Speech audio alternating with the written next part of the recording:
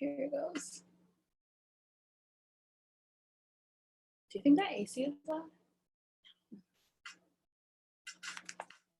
Oh, do you need one of these? Sure. I don't know what I'm pulling out of it, but.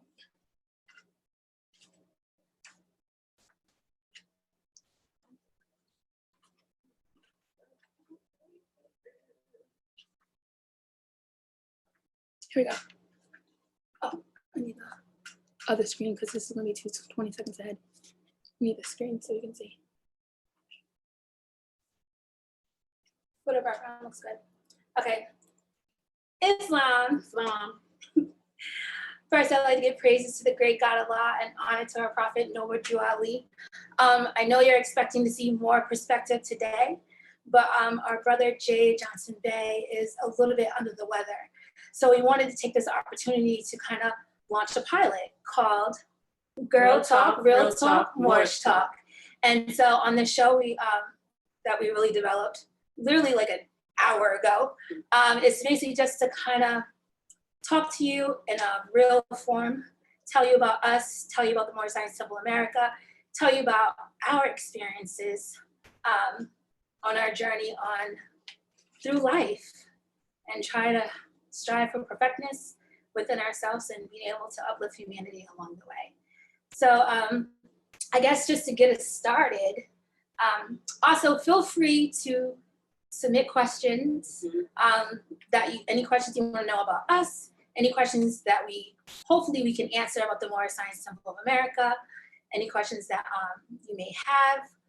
Also, feel free to let us know what you think about this pilot, and if you think it is something that you would like to see more of, and if so, hopefully we can continue this journey of this Girl Talk, Real Talk, Moorish Talk.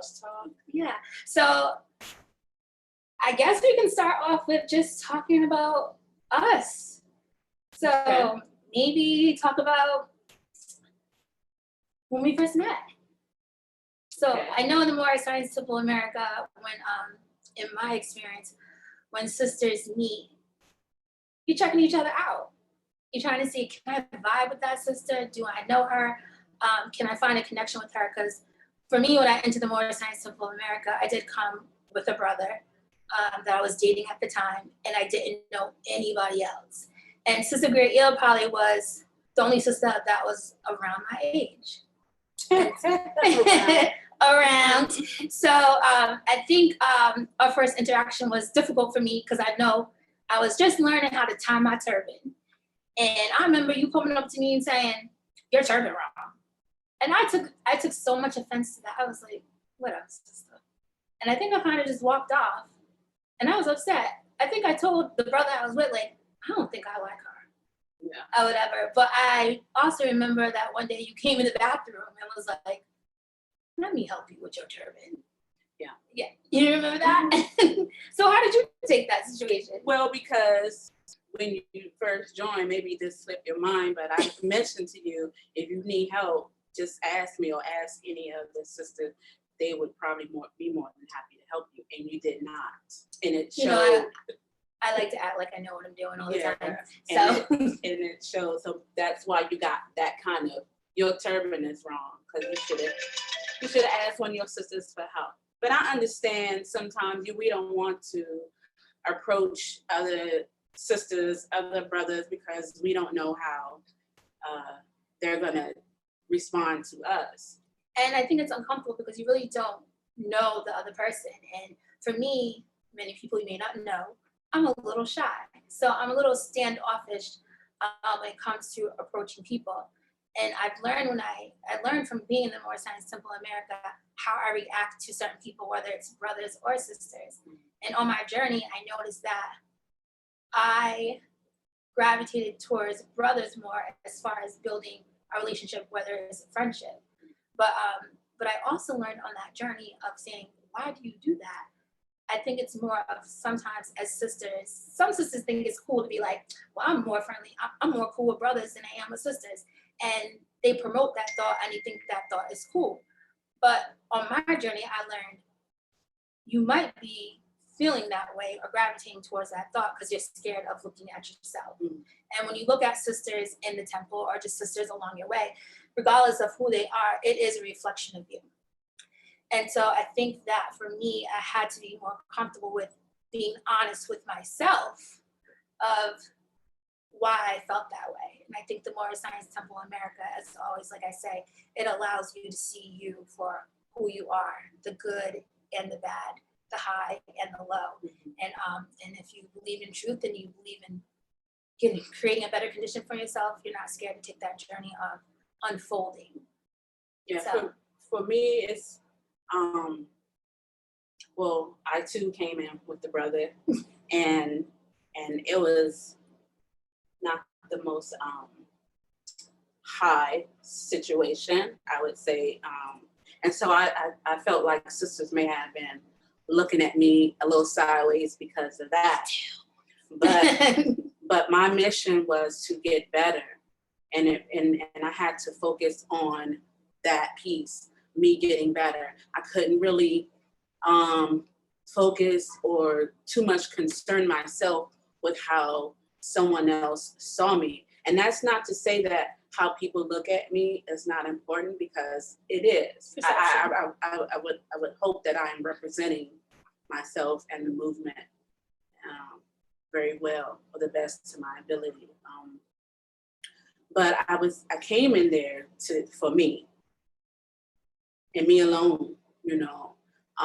And some sisters took to me and some sisters did not. You know, how did you feel about that? honestly, I felt like something was wrong with me. honestly speaking, I would have loved to vibe with all sisters, but I am a person who, once I try and try and try, I'm like, peace. That's just my way of doing things, right? Because we have feelings, you know, and I think it's chapter 4 or 3 where it says, one of the instructors say, "Blessed are the pure in heart, for they will love and not demand love in return." But it does not say that we don't want it, you know? Yeah. Because we don't have to, I don't demand you to love me or like me or want to be around me, but I would hope that you would want to, you know? And when I don't get that, I know how to turn the other way and just go about my business. You know, one of the sisters, Sister D. Jones Bay, our recording secretary of Temple 71 here in Washington, D.C., she said to me, I believe it was around Charter Day, or no, around Tag Day. And she said, "Sister, whatever you do not allow, you know, the actions of the members to drive you away from the temple." And I said to her, "Sister, if I moved on the actions of the people in the temple, I would have never joined the temple, you know." But what brought me into the temple was because I heard what I needed to hear. And before you came, I was the little sister. I was the youngest sister in the temple before Shannon came. And I was so glad when you came. I was. It may not have appeared that way, but of course, you know, by now, looking back in hindsight. Look at it now. Yeah, you know, I'm big on complimenting sisters, you know, because it's not just the brother's duty to have a deeper appreciation for womanhood. We women, we first should have a deeper appreciation. We set the standard for ourselves and our sisters, you know. And I believe we set the standard based on how we treat each other, and also based on how we treat ourselves. Absolutely. And so I hear a lot of sisters say, "Oh, the brothers don't respect the sisters." And maybe they don't, but I think we also have to take a look at ourselves and see, are we respecting ourselves and are we respecting our fellow sister? Because that is the example that you set forth when you want the same respect in return. And so I think throughout our journey, you know, especially us going to temple every Friday and Sunday together, we dealt with those type of obstacles. And I think just us bonding kind of show other brothers and sisters how, you should respect women and have an appreciation for womanhood. But I always feel it starts with the sister. Absolutely. And some brothers just don't know how. Yeah. They just don't know how to appreciate a sister. And then on top of that, some of them cannot take the light that the sister brings.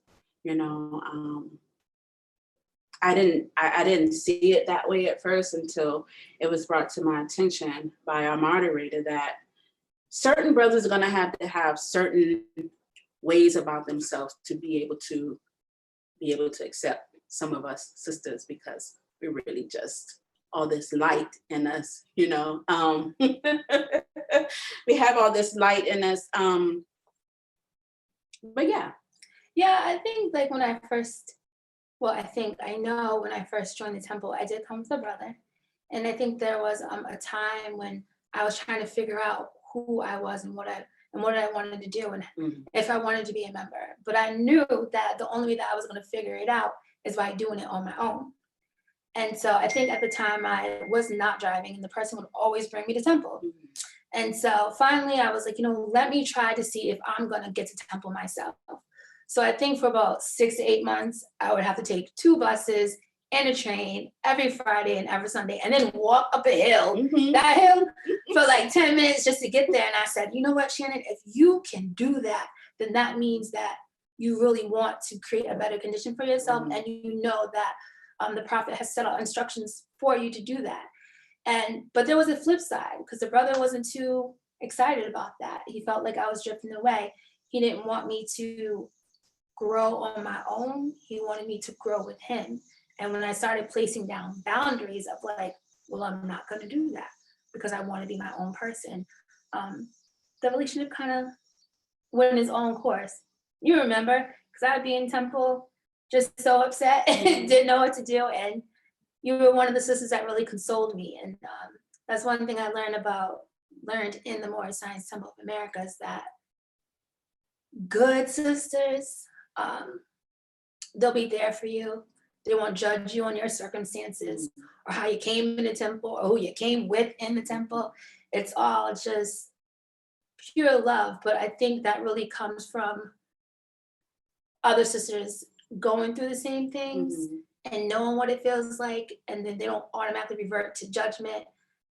They revert to, a sense of caring. Like, I've been there. Right. I know what you're going through. Right. And they extend their hand. And sometimes for a younger sister, even an older sister, that's all you really need, is someone just to be like, I hear you. I see you. I see you trying. So, and I think a lot of times outside of, like, in the world, sisters as ourselves can be very guarded. And you can see someone going through something and you can quickly judge them or make it seem like they created that situation for themselves, which they did. We're creators and we create our own. But sometimes we have to understand that sometimes we just don't know what we're doing. What we're doing to others or what we're doing to ourselves. And it really takes some divine instructions to show you how to treat yourself, how to treat a sister, and gain that appreciation for a sister and yourself. Divine instructions, the thought of thinking your condition can be better, and tired of what is at that moment in your life. You know that something better is for you. And what do you have to do to get there? Relationships are hard. They're hard. Period. They're a lot of work. And I am a sister, whether it's a relationship with you, relationship with a brother in a romantic sense, relationships can be hard. I should say that. Yeah. They're not just hard, but they can be challenging. I'll use that word. I am for the challenge. I don't like a whole bunch of static, but I'll fight for the relationship if the other person is willing to be in the ring with me as well. That's with communication, understanding, respecting each other's thoughts, each other's boundaries. That's with you and I, that's with me and anyone else, you know, and I like I said, I too came in with a brother, and let me just say that, wow, you know, I was a hot mess. I really, really was. And as I shared last week, you know, I am in recovery, 14 years now. But when I came into the temple, I had 5 years of recovery and, well, I would say sobriety, because the recovery process really didn't start until maybe like in my 4th year, like where I really started to take heed to that situation. And when I came into the temple, you know, I needed to make sure that it was for me and not for anyone else. Yeah. I would not join if it was for someone else. But I used to be a runner.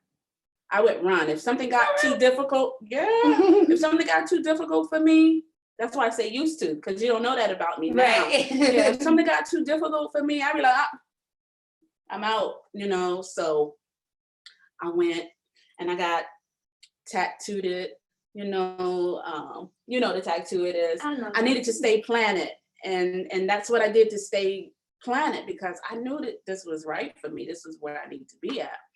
But because I was in that situation, I knew it was gonna like have me iffy a little bit. So I did that. And it was the best move. I still, you know, one of the things that the brother did give me was an invitation to the temple. Yeah. And it was probably the best thing he had ever done for me in our relationship, was invite me to Charter Day. I often tease him now. I say, isn't it odd that the very place that you invited me to gave me the strength to leave you alone? To walk away? I don't like that joke too much, but I thought it was good. Yeah. So we got some questions from the audience, and they are, and the first one I will start with, because we have a lot already, is I have a question about sisterhood, specifically in the Moorish community. How does your practice help you to resolve issues or differences in opinion?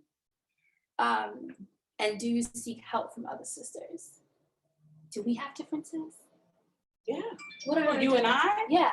Because I think that's a good thing to talk about, because sometimes I feel like I'll say something to you and you'll be like, okay. Or vice versa. I don't know if they're personal differences. You just do things differently than I do. We don't have differences with each other per se. I don't think so. I don't think so. I think like in the Moorish Science Temple of America, as you grow and you build these type of bonds and relationships, they're not really considered differences. It's just like, I don't see it that way. Mm-hmm.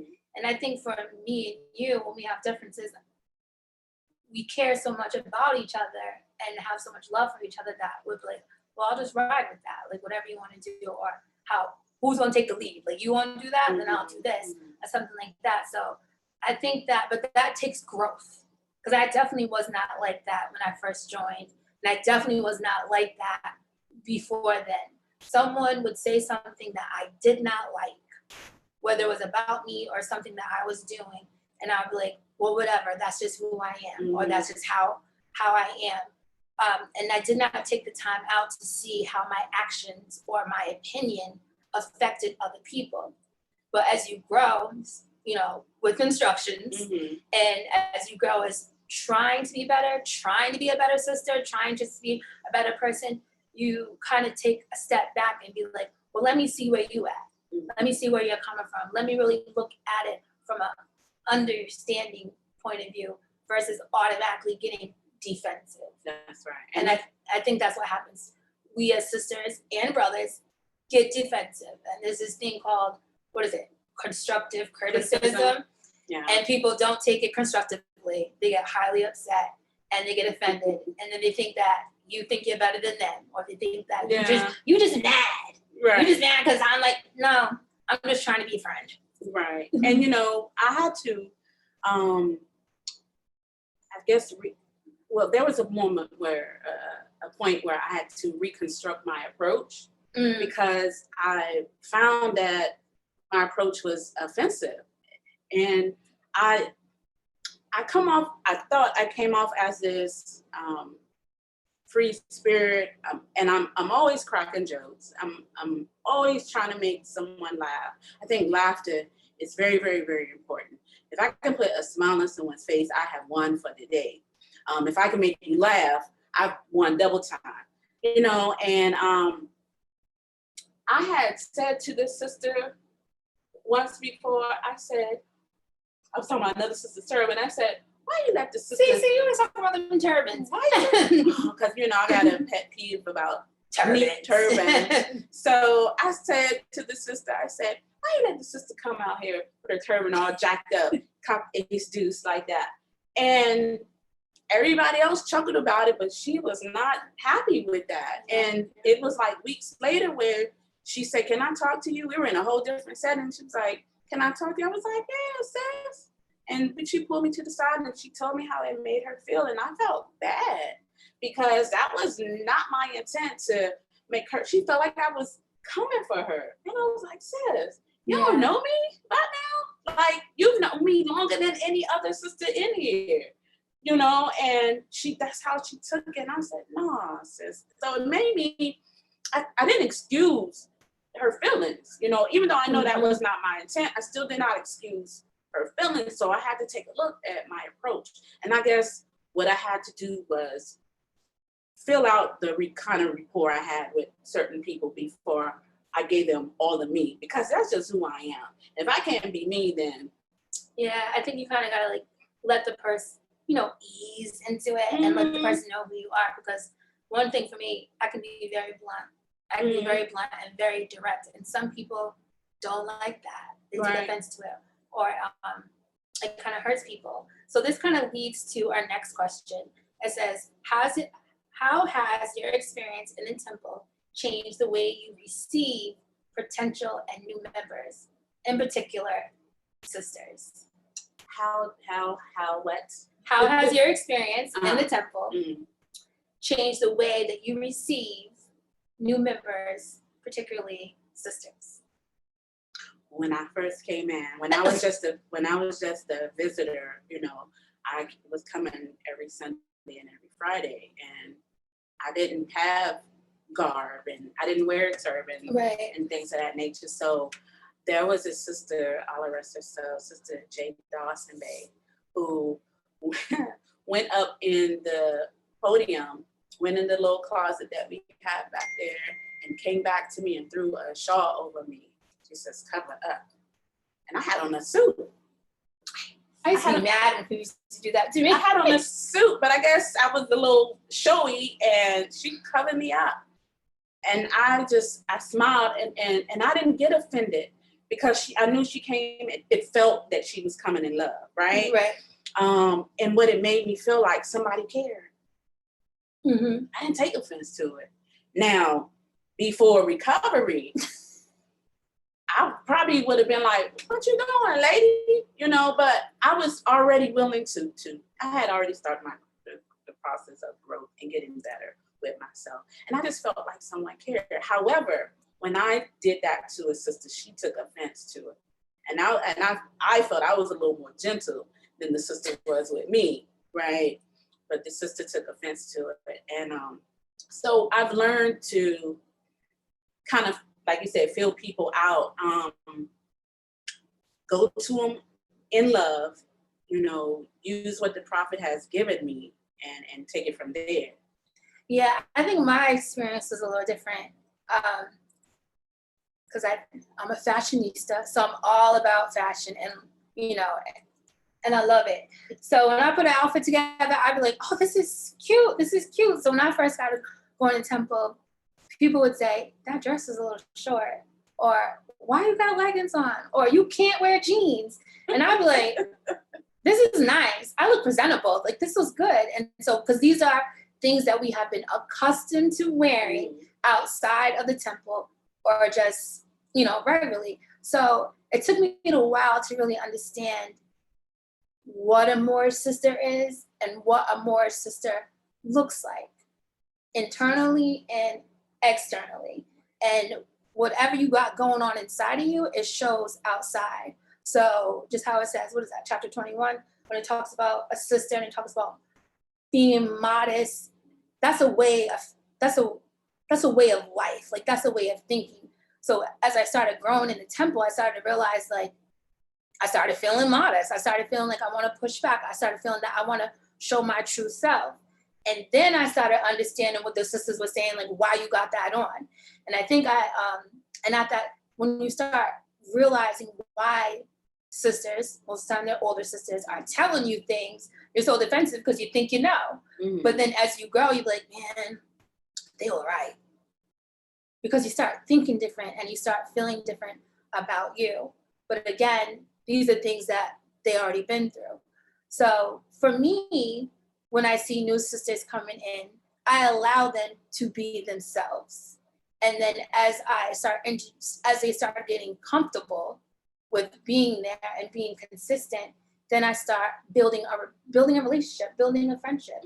And I think you have to start off with that relationship and start off with, building a friendship before you start trying to insert things on them. You should do this. This isn't right. You should do this. Right. And I think because it's difficult coming into any type of environment and not really understanding what they're talking about. But you're coming in pretty much broken. Like you're hurting, you're looking for the truth. The life you've been living hasn't been satisfying you. You want your conditions to be better. You want your conditions to be better, but you don't know why and you don't know how. And so you're looking at other people to be an example, for one. And for two, subconsciously, we're looking for people to understand our pain. Yeah. And we have to realize, even as a new member coming to the temple, it's hard for someone to automatically just understand your pain. So I think it's a balance for that. So for me, like when we have new sisters come to our temple, I automatically open my arms and greet them in Islam and ask them, and just have a conversation. Right. And as you see them trying to want to know more, then you can start to extend your hand more and provide some information on how to tie a turban. Or wrap a turban. How to wrap a turban. Mm-hmm. Yeah, I too now, embrace sisters when they come in. I think that's important because we want them to come back. We don't want them to feel like, oh, nobody talked to me when I went in there. I don't know. Because a lot of times we do come in with brothers, and the brothers are probably already have a relationship with other brothers in there. So after temple, after the Holy Day meeting or Sunday school, Quran class, the brother's gone off talking to other brothers, and the sister just kind of standing there, sitting there to herself. And that's when and she's really big on that. Oh, no. On approaching sisters, when they first come. I am too, but she always beats me to the punch, which is just fine. I always want to take them home with me. I think the more sisters who love up on another sister is the better, And it's important for us to love on each other. I think that I guess it's a little disheartening that as many sisters as it is in our temple that we don't get together as often as one would think. Definitely not now during the pandemic, but I'm glad I was open enough to at least, grasp a hold of you, because we've been riding this thing out together since the beginning. 2012. Yeah. 2012. Yeah. But I also think like sometimes even with the sisters, because, a lot of sisters are married, have children, and some of them didn't have the time to create the bond that we had. But and so I also think like people got situations and things that they're dealing with. Sometimes it's hard to take that time out to build that bond or spend time together. But I think as people grow and as any temple grows, that people will understand the bond that can be created and put forth the effort out of it. So yeah.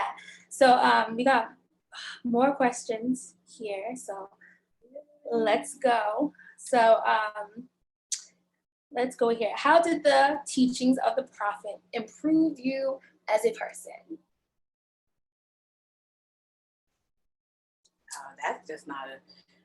That's not a blanket statement or response. Yeah, I think for me, I was searching for something, and it was really, like I've said before, it was happiness. I just knew a lot of things that I was doing in my life that I was striving for to create this happiness. It just wasn't happening for me. I still had like this void in my heart that I was trying to fill up with things that were outside of me, whether it was materials, whether it was relationships, meeting people and thinking that dating them that they were gonna like make me feel good about me, and and realizing that it was me that had to make myself feel good. And I think when I first entered the temple, they went over chapter 12, which speaks about eternal happiness, and it said that heaven is a state of mind, which kind of meant that I had to create that happiness within me. And that happiness kind of turned into not me looking for happiness, but me looking for Allah. Because I found out that Allah was in me and that I was a creator and that I had the attributes of Allah. And that I could create whatever happiness I wanted for myself. Right. And that set me on a path of looking at me in every situation and every relationship that I encountered, like, well, if it's a negative situation, what part did you play in that? Mm-hmm. Or if it's a negative situation, like, what did you do and how can you create a better condition for yourself? Not only yourself, but for the other parts. But one thing I did learn is that my heart was closed. I was very defensive. And I think a lot of our experiences of what we're trying to clean up by, joining the Moorish Science Temple America and trying to understand these teachings is really from our childhood. I remember growing up with my mom and she was very hard on me. Like I would do all these great things because, and she would say, that's not good enough. Look what you did wrong over there. Look at that, what you did wrong over there. And I would look at that like, well, dang, I did do that wrong. And so I started to internalize that thought process. And then I started, when I would do things, I'd be like, oh, that was wrong. I would never look at the good. I was always look at the negative and what I did. So I had to learn. And I think that's learning to love yourself. And I think chapter 12 really helped me with understanding you got to open the windows of your heart and allow him to come in, because Allah will never be hard on you. And he will always motivate you. And so when I started to learn that, I was like, well, if I can use that philosophy and treat others the way that Allah treats me, by saying, you can do that. Right. You got that. Right. And ignite that in others. I think that probably is one of the most valuable lessons that I learned in the Moorish Science Temple America, because that stems to so many other things of how you treat people, how you treat yourself, how you see yourself, and really how you see the movement. When you open up the windows of your heart, you're allowing yourself to be honest with yourself. You're allowing yourself to be honest with others so they can see where you are along the way. And so that's where you build the bond, and that's where where you build the unity. So I think that's the most important thing that I learned. What about you? Yeah, I've learned how to be fair. Honest. I'm very big on honesty. I believe in not robbing anyone of their choices. I want to give others what I would want for myself. I'll do unto others as I would have them do unto me. I'm really big on being fair.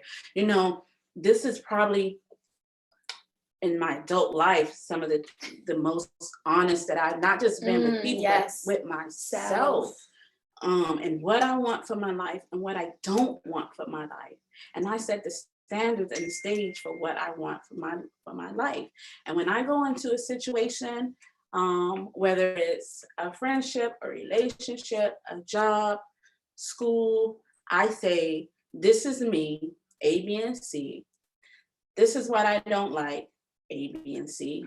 This is what I can't do, A, B, and C. Right. Are you okay with any of A, B, and C? You know, and if the answer is no, then that they have their opportunity to say, no, I don't want to be with you. No, we can't accept you at this school. No, we don't think you're good enough for this job. You know, I give it to them straight, because one thing I've learned is that you can't go into a situation under false pretense, because now you have to live up to that. You know, This is who I am. This is where am. I'm striving to be better. Can we do this or can we not do this? That's what the prophet has given me, this courage for truth. Praise the Lord. The courage for truth. Yeah. Yeah. And here we go. What do you think was the most important things that made you stay in Temple? What was the most important thing that made What made you stay? Because you have your bad days. I know I have mine. I saw my life changing. I saw it improving. I saw the difference. I am committed to something greater than myself. I started to really understand that, wow, I'm a creator. Like, I'm responsible. Like, there's no heaven up there, no hell down there. Like, we are creators and we can make our own heaven, heaven hell right here. Right here. Yes. Or our own hell right here on earth. Yeah. You know, and that was one of the things I was like, man, look, nowhere ever anywhere in any literature have I ever came across has taught me this. You know, like I'm responsible for everything that goes on in my life. Now, that's not to say that things won't just come, but you have control over them. Your creation got you right there where that thing came at. You know what I'm saying? So, yeah, my life got better, and it's getting better, so much better. I'm learning so much about me. I'm learning to take time. I'm realizing that a friend, a man, a job, a clothes, a pocketbook, a car cannot make me happy. They can enhance what's already there. Yeah, but they cannot give it to me. And once I got that piece, that was the biggest piece for me, is when I knew that I was responsible for my happiness. Yeah. And I started willing myself to be happy every day. Yeah. I think for me, the one thing that keeps me in Temple is kind of along the lines is that it's like you are striving to be a better person. And on that journey, you really start to see God. Like, I mean, people believe in God and be like, yeah, I'm gonna pray tonight or whatever. But you really start seeing him, but you really start seeing him move. And he don't move outside of you, he be moving in you. And you start seeing things that you can create. And then you start seeing things you can create in your small environments with your friends and with your family. You can create this happiness, and you can create it within yourself.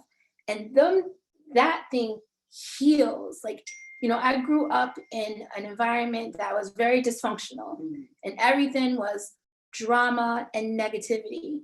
And when I got to just see a glimpse of what happiness looked like, I was like, I can achieve that. I can do that, not only for myself, but I can do that for others. And so for me, what kept me in is the glimpses, like the glimpse of happiness, the glimpse of God, the glimpse of truth, the glimpse of freedom. Like your thoughts just, you can change the way you think. That's right. And so when those things happen and you can catch glimpses of it, you was like, man, I can create whatever I want. And even though you have those trials of like, I don't feel like going to Temple today. I done worked all day. I'm tired or whatever. And then you just be like, I have to push myself and remember the glimpses that I created, the glimpses of like knowing that God is in me and he's moving, like he's moving throughout the land, and if you allow him, he can move through you. And so as I'm understanding that, it gives me the energy to want to be like, you know what, you can do this. Once you see that glimpse of God changing you, I think that's probably the best thing that has ever motivated me to change the way I think, to change my condition, because it's a whole nother feeling when you feel God. And some people like, that sounds magical. But that's the thing, like that junk is so real. Like it's so real. Like you make this TV show. I was so nervous all day. Brother Jay John Space said he couldn't make it, and I was like, what are we gonna do? What are we gonna do? But once I calm myself down, I'm like, Allah just started saying, okay, I'm gonna give you to talk to this person, You know, they might give you something. And then the person gave me like, the person just said, you can do this. What you talking about? And just by, Allah speaks through man, someone saying that, we develop a pilot in an hour. That's how God moves. That's right. And he moves through us, and then he moves through thought. So I think for me, like living that life, striving for that life, and seeing what it really produces for you is what kind of, it makes you stay. It feels good. And one of the other things too is that you find that some things that used to seem so important to you are just not that important anymore. Like you find real joy. One of my greatest joys is when I wrap my turban. When I'm wrapping my turban, I feel it's a feeling I can't even describe. And I always wonder, do brothers feel like that when they put their fez on? Like it gives you like this, like you just gliding across the floor, and that's probably why I'm the way I am about turbans, because of the way I feel when I wrap my turban. I just feel you're real tight about turbans. So good and so brand spanky new and all of that good stuff. Watch this. So this leads us to the next question. How do you distinguish the dress of the elders from your era and find the balance between the two? How do you distinguish the dress of your elders, like the elders we know, and how do you find the balance from modern day dress? Like that WAMP video, like Cardi B, you find balance in that? That's what I'm saying. I think that there's like a time. Let me just say this. Right. So when I came into the temple, I have a lot of heels. I've gotten rid of a lot of them, but I was under the impression that we were a low shoe, organization. Right. Until I saw the sisters, and I said, "Oh, we can wear heels. I got plenty of them." And I put my pantaloons on, and I put my heels on, and I, get ready for temple. But over the years, we proportion differently over the years, So I find now that I still have some cleaning up to do with my attire. Yeah, because I didn't kind of when I was going this way, but then I kind of when it made a U-turn and went that way, because let me say this, right? I've never been told this until recently from the same individual says that I am conceited, and I'm not, because I stare at myself in the mirror, because I have scars. You probably can't see them. Y'all probably can't see them, but I have scars. I have scars on my face. I have scars on my body. And I have scars that no one can see. And I stand in the mirror to admire my scars. That's the only way I'm going to get comfortable with me, is if I love all of me. You know what I'm saying? So I say all that to say that once I really get comfortable with me, how I present myself outwardly would not be in a sense of, ooh, look at me. You know what I mean? I know how to act right. We know. I know how to act right. We know. But I think for me, when I first entered the temple, I didn't dress appropriately. My clothes were tight. We still ain't got you in no pantaloons. I got pantaloons. Okay. Sister Jones made about me too. Okay. You ain't I wear them on special occasions.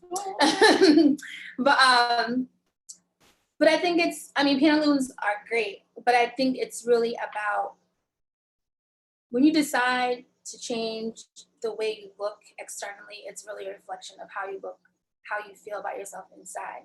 So for me on my journey, like I know when I went to temple, I didn't wear a shawl. I know when I went to temple, I did wear jeans, skinny legs. I love them. And I know that I would wear jean jackets and and so on and so forth. But as I started understanding the teachings and learning from the elders, I guess you can say, of why modesty and being more reserved was so important. And it was more of, some sisters would say is that so you can focus on the inside. So people can see the inside of you instead of seeing what's outside of you. So for me, it was a difficult transition. And I think it's because I had to change the way I thought about myself through experience. And for me, I always wanted to, you always want to look attractive and be cute and so on and so forth. And in that, I've learned based on society standards that less is better.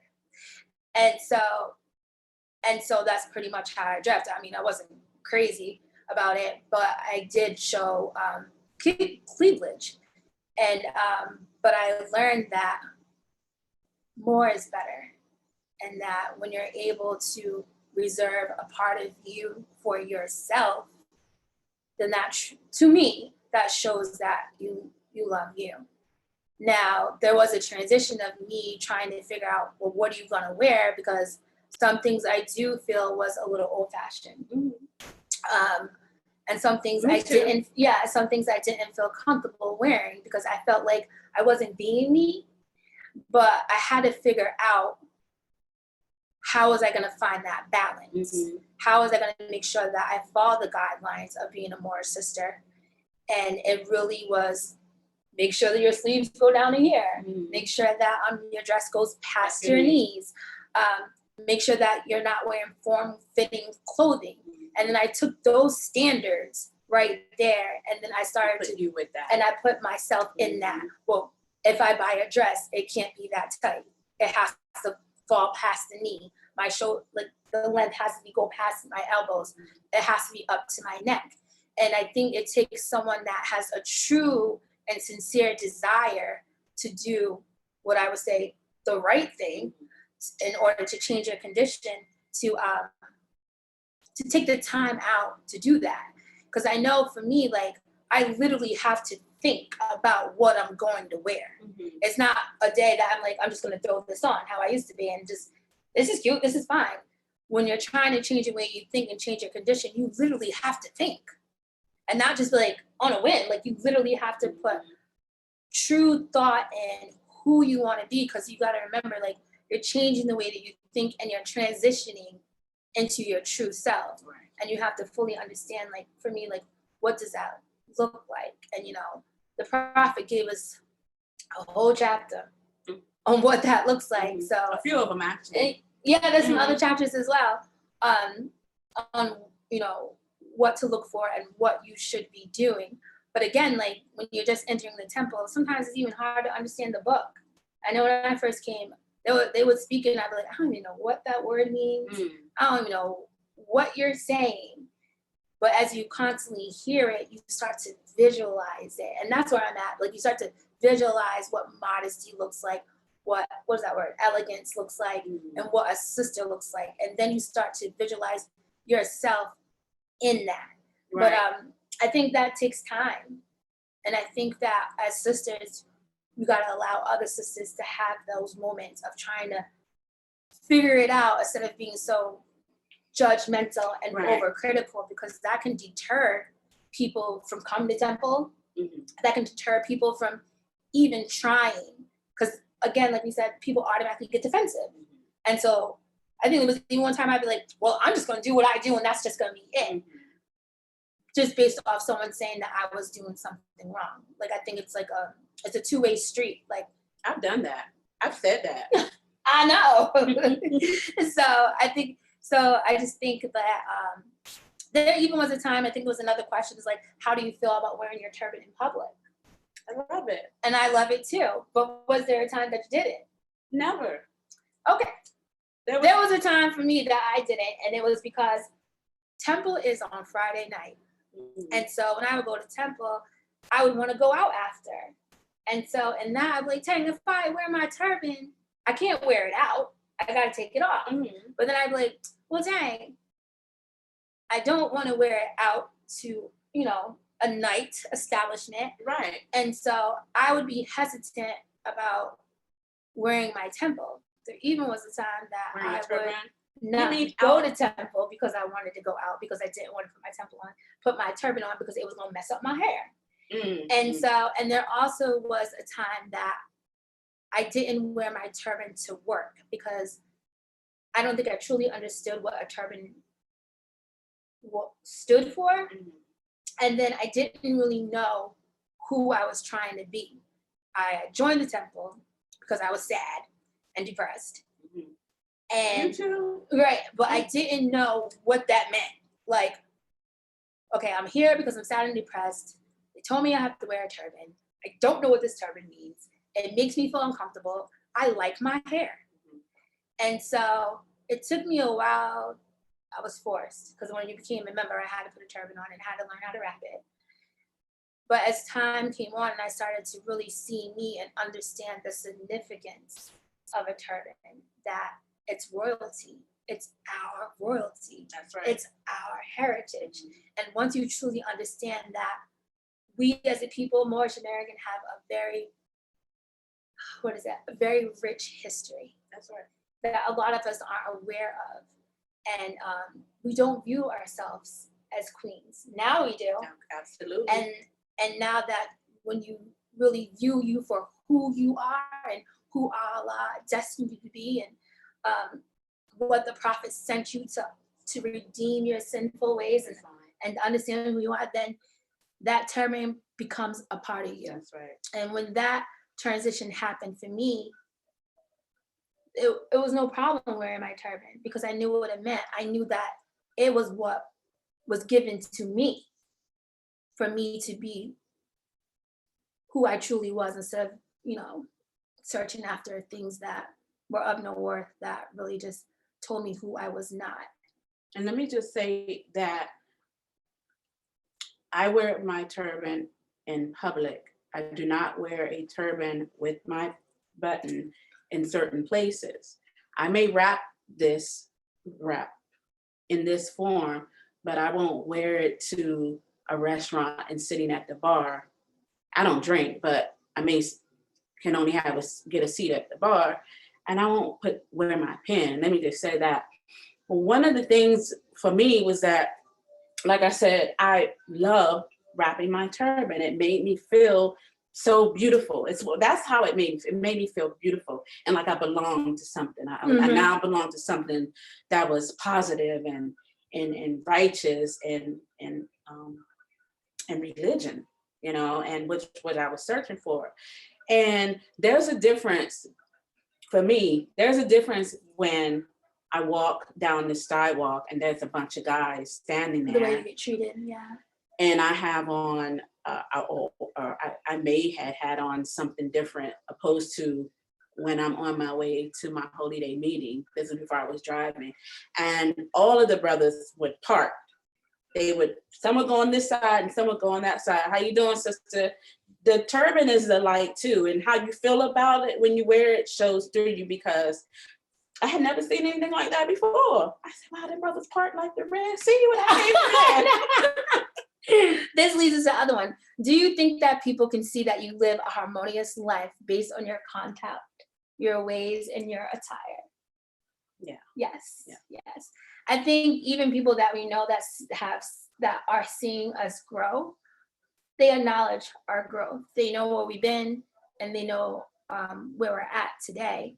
And we always get honors for that. And I think that, I mean, for me, that helps me, that encourages me, and that kind of helps us strive to stay on the path. Because sometimes the path can be a little lonely because you're doing different things, and the things that you've done in the past are connected to people. Mm-hmm. And so some of some of your friends, they may not understand. My friends, you know, they don't understand, but I appreciate that they ask questions, and they acknowledge that I've changed, and they appreciate my growth.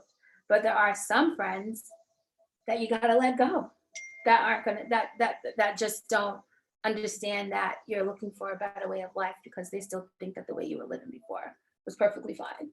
You know what really did it for me was,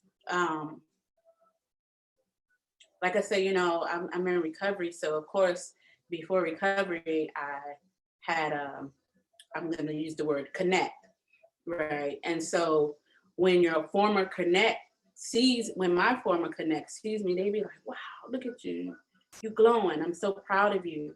You know, keep doing what you're doing, keep up the good work. You know, and that says to me that I'm doing something right, you know.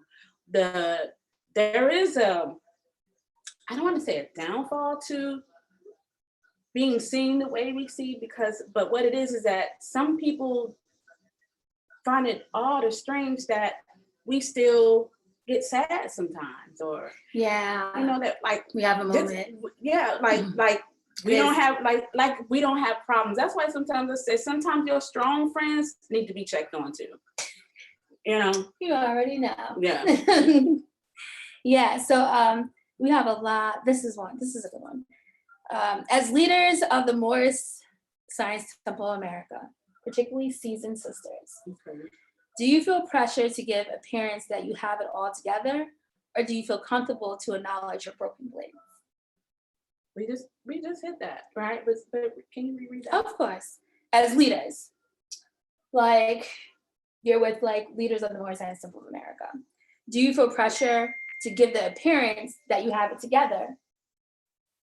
Or do you feel comfortable acknowledging that you have broken blades? Yeah, I feel comfortable with exposing who I am right where I'm at. That's the only way I can get help. I can't get help if I'm all polished up or pretending to be polished up. No one's gonna help me when on the inside I got some issues. So no, I don't portray something that I'm not, you know. I pretty transparent. Now that's not to say that I tell everybody my business, because I do not. But I think I'm a person that kind of wears my feelings on your sleeve. right on my sleeve. You know what I'm saying? So I'm always open for help. I'm always open for suggestions. But I am big on, like, for instance, if you don't have an experience in something that I'm dealing with, don't tell me. Yeah, I find it hard to take your advice on that, but I will listen to your opinion. But that's all it is your opinion. So yeah. Yeah. Well, I guess for me, I went the other way a little bit. No, you're good. No, but I was gonna say for me, like off top, I'm guarded. Like if I first meet you, wherever you are, like I'm very guarded. So I think regardless whether you're a leader of the Moorish Science Temple or not, like I'm not gonna show you all of me. You know what I mean? That's just not me. But if I feel that you're sincere, if I think that you are a sincere person, and I can vibe with you, then I will let you in and let you know about my broken blades. Mm-hmm. One thing I've learned, you know, in the temple and outside the temple is that you got to be careful who you let know your broken blades, because some people judge you. Mm-hmm. Some people use that information against you. Yeah. And sometimes they're not there to, you know, to understand where you're at. They just want to get a good piece of your information to use. So I think regardless whether it's a leader or a member or even someone outside of the temple, of course I'm not afraid to show my broken blades, but I do acknowledge who I'm showing them to. That's right. And I think that is really important. And just how we go back to sisterhood, it's very important to, that I've learned, it's very important to be kind, be sincere. If someone gives you some form of information, don't use it against them, because we got broken blades. And if someone opens up themselves to you, that took a lot for someone to do that. I know it takes a lot for me to do that. And they actually saw something in you. Yeah. They saw you as being a friend. Right. So I don't think titles or stations really have anything to do with it. I think when we do the work of the Moorish Science Temple of America, we focus on the work. And if you're able to build a relationship with that person and allow, to put a guard down, because, what does the prophet say? How's it go? Guard yourself at all times. You got to examine with care. So I try to not to be so guarded in the right way, but in the right way of making sure that I examine with care before I show myself. But of course, you want to be open and be able to assist others along their way, but you kind of be careful. I've had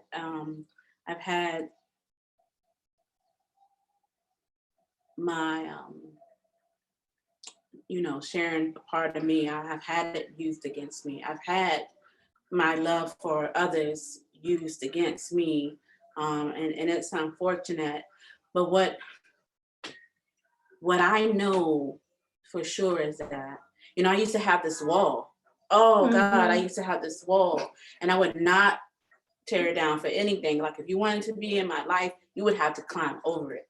Or just deal with it. Yeah, there was no knocking the wall Right. down. The wall needed to stay there. But you can come over here, and I used to go into situations like, let me, unsure. Of course you're unsure, but I was always guarded. And I'm still learning that I can't look for the best in others like that. I gotta look for the best in them until I see something different. Remember, put it down in my remembrance book and forget it not all the days of my life. Now, I don't be trying to hold on to stuff and dwell on stuff, because I'm a person that likes closure. Well, it says when you see evil, forget it not. That's right. That's right. So. Yeah. So we're a little bit over our time, but we have like 2 questions about fashion that I kind of want to touch on. And so one says, like, I am not Moorish, however, I enjoy the show. Can you tell me about Moorish women and their views on fashion? We are very fashionable. I just want you to know that. Very. And if she asked how do we feel about makeup? We love makeup. That's how we feel about it. We're not, I think, but there's like a balance with it, a balance. Over the time, I think we both have had enough with foundation over time. Like, we just don't like it anymore. I mean, yes. every once in a while, like, we put some on for y'all tonight, but just because the lights are sweaty. I like makeup because I like the art in it. I like putting it on. I don't really feel I need makeup. I don't feel like it enhances me or none of that. I like to put it on. But that's the thing with makeup. Like, some women wear makeup like that contour, and like they change their whole face. From my experience, as far as like me and you, as being more sisters, I wear makeup to enhance what I naturally have. And I think that's for us. I'm not saying everybody in the movement does this, right? But for us, I'm very particular about making sure when I do my makeup that I look natural and that I'm not changing my whole entire face. Like, you won't see my nose look different. You won't see my cheeks contoured or anything like that. It's just a real simple look, like lip gloss, mascara, and eyeliner. So I think we keep it very natural. I'm a little different, just a little bit. Because, because like, a good celebration, I'm going to give you some eyelashes and some really beat eyebrows and things of that nature. Thank you. Eyelashes are nice. Yeah. Yeah. So blah blah blah. So yeah, but over time, we have both kind of did away with makeup. I still do my eyebrows. Were you heavy makeup wearers? At one time I Oh. was. Well, I wouldn't Was it say for any heavy, reason? but I would wear like foundation. At one time, I was wearing it every day, and it's just too much. It messes up your clothes and all that stuff like that. But it's fun. It's so fun. Okay. They did ask, why do you wear the turbans? We kind of answered It's that. ours. It's ours. It's ours. It's ours. It's ours. And I have to make sure you got all of these. Do you acknowledge? To be more specific, Mhm. the Prophet Noble Drew Ali brought us the turban and the fez. There you go, babe. Yes. Yeah. And then it says, do you acknowledge I think we spoke on this, are you conscious when you get dressed and go out into the world as you do for temple? Are you as conscious about what you wear when you go outside versus when you go to temple? What do you mean you used to be? I used to be. Like I said, I've done a little, I'm A little this and that. a little this and that. Yeah, I'm more conscious of where I'm wearing it to, something to, opposed to actually what I'm wearing. I like comfort. So, and I like to look presentable. I like to look nice. I like to feel nice. All of those things, that we like, we like too. Well, I do anyway. I like to look good. I like to feel good in my clothes. I like to like what I see when I look in the mirror. Yeah. Yeah. I think for me, like, I used to be very conscious of what I wore to temple. Still am. Definitely conscious of But I wasn't. temple. But I wasn't that conscious about what I wore outside because I still, there's a time when you're a part of a time for me through my journey that I would live both lives. I'd be like, all right, I'm aware these are my temple outfits. These are my going out outfits. And they would be totally different outfits. And then as I started to grow and eliminating some places that I used to go. That's right. And eliminating some things that I used to do, my attire started switching to more of a more modest look, which was something more that I would wear to temple. But I think with growth, I started being more conscious of who I was becoming. And I think with that, the transition just naturally happened of certain things that you just didn't feel comfortable wearing because they weren't appropriate based on where you were going. And now all my clothes are pretty much modest to the point that sometimes when my friends invite me somewhere, I'd be like, dang,